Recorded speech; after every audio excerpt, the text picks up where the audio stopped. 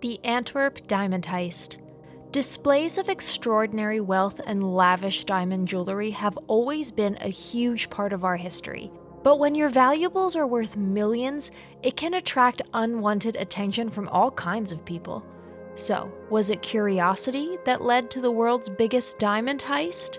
Let's find out. We have all seen movies try to attempt huge heists and get away with it in the end. However, these plans might look heavily organized on the screen, but how can anyone pull it off in real life?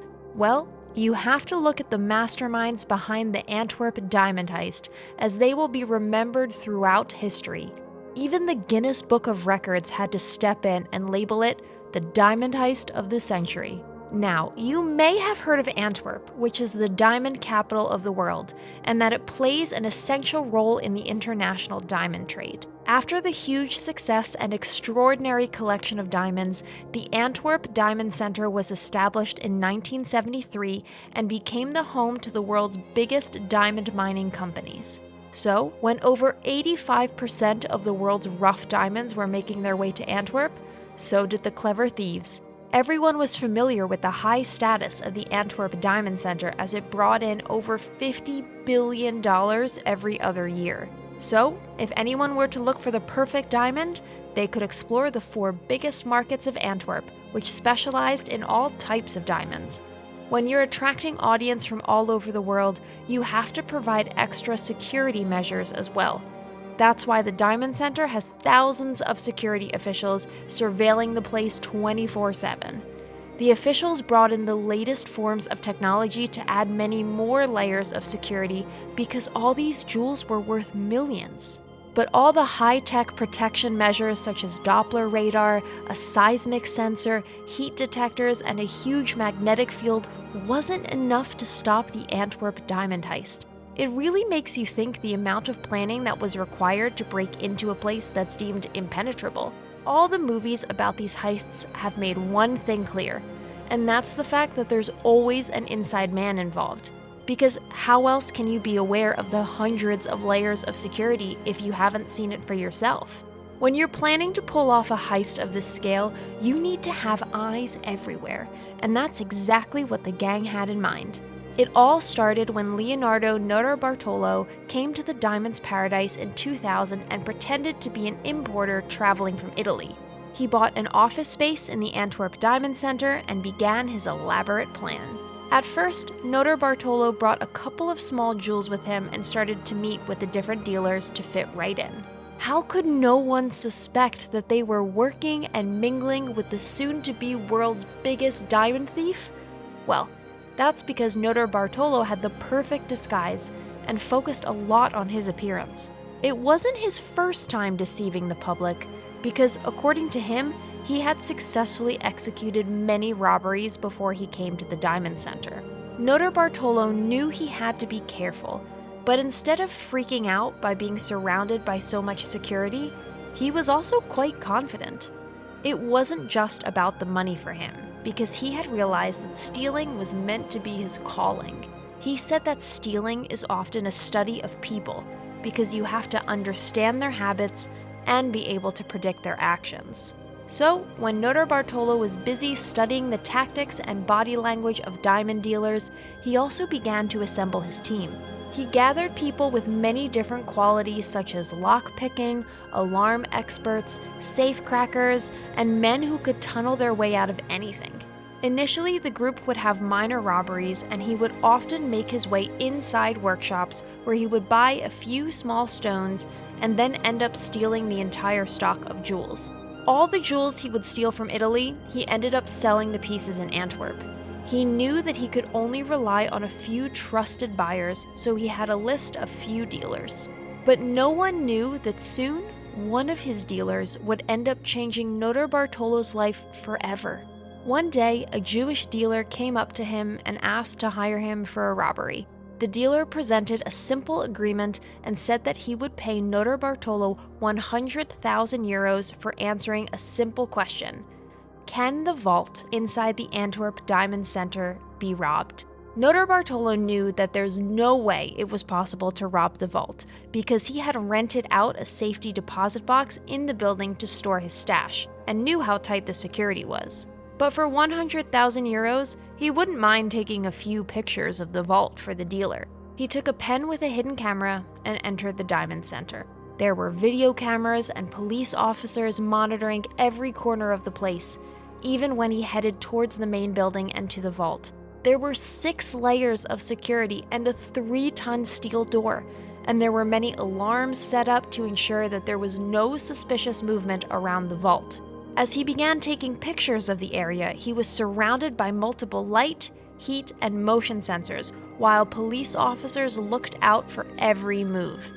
He knew that this vault was probably the most impossible place to rob and didn't think the dealer would have a plan. But after over 5 months of radio silence from the dealer, Notarbartolo was finally approached by the dealer, who took him to an abandoned warehouse. When they both entered the place, the dealer had constructed an exact replica of the Antwerp vault, and there were 3 Italian men standing near the vault. Notarbartolo never revealed any names to the public and only used their respective code names. He said that the dealer introduced him to the genius who could disable any type of alarm system. The second guy was called the Monster and was an excellent lockpicker and mechanic and had immense physical strength. The third guy looked old enough to be someone's grandpa. His name was King of Keys. He was the world's best key duplicator and was going to forge the impossible vault key. The team set up a hidden video camera inside the vault to capture how the key looked. So when the guard was entering the combination code to the lock and was using the key, the team could make a perfect duplicate. On the other hand, Notarbartolo was inside the vault trying to use a can of women's hairspray to disable some of the sensors. He didn't know how long this trick would work, and the Monster had to install a sensor bypass to avoid all the other alarms. After midnight on the weekend of February 16th in 2003, the gang arrived in Notarbartolo's car and carried many duffel bags. They entered an office building after picking the locks and climbed to the back of the Diamond Centre. The genius quickly used a polyester shield to disable the infrared heat sensors and let the others enter through a balcony. The gang covered up all the video cameras with black plastic bags and stood outside the vault. Now, the problem was the magnetic field would send out an immediate alert, but the genius used strong aluminum slabs and tape to regulate the magnetic plates, and they were completely safe. Next, it was time to unlock the vault, but the King of Keys got lucky and found that the officers had left the original vault key in a utility room, and the police would never know that the team had made a duplicate. After entering the lock code, the gang immediately turned off all lights to disable the light detectors. Plus, they had memorized the ins and outs of the vault, so they knew what to do. Notarbartolo's old friend Speedy was in charge of staying in touch with him to update him about the team. He was checking up on the police scanners while waiting for the gang in his car. When the team was finally inside the vault, they could not believe their luck. The Monster had to disable the vault's main security wires and covered up all the sensors. The gang knew they had to move quickly because every second in the vault was leading to the sensor picking up their body heat, as the hairspray could only last for so long. By now, the gang had managed to bypass video cameras, vault code, key lock, motion detectors, light and heat sensors, magnetic field, and the huge steel gate. The King of Keys used a homemade drill to unlock almost 109 safety deposit boxes and started filling up their bags with gold bars, millions in foreign currencies, and picked up the leather bags containing both rough and polished diamonds. Now it was almost 6 a.m., and people would start arriving soon, so the gang headed back up to Notarbartolo's car, and it took them almost an hour to carry all the bags back. After pulling off the heist, the gang went to Notarbartolo's apartment to split up the goods. But when they opened the leather satchels, they saw how all the bags were mostly empty. They knew that something was off, because they were supposed to get diamonds worth over 100 million euros, but the gang only had about 20 million. Notarbartolo began to wonder if the diamond dealer set him up and was playing both sides. Maybe he informed his fellow merchants and they all removed their diamonds from the vault so they could later receive the insurance money by claiming they were stolen. He started to feel embarrassed and upset because he had spent all his time and energy planning this. However, it was no time to wallow, and the team had to get rid of all evidence. But unfortunately, there's always a team member who gets cold feet at the worst time, and that's why Speedy ended up dumping the evidence along the E19 motorway. Notarbartolo went back home to his family but kept thinking of going back to burn the evidence, but he never made it on time. The police started their investigation and were able to locate most of the team members. The police found a business card belonging to Elio Denorio, who was the genius, and found footage of Ferdinando Finotto, who was probably the monster. The gang was going to meet the dealer to split up the valuables, but the guy never showed up, and it made Notarbartolo more doubtful. He decided to return to the Diamond Centre because the police would be looking for people who disappeared. Little did he know that the police were waiting to arrest him when he entered Antwerp. But after all this, the officials were still not able to recover all of the stolen goods. People think that Notarbartolo made up the insurance cover story, and the gang actually did steal over 100 million from the vault, but I guess we'll never know. So there you have it.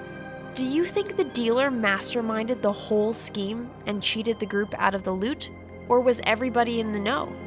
Let us know in the comments below. If you found this video fascinating, make sure to like and subscribe to our channel for more awesome stories. Thanks for watching, and see you soon in the next video.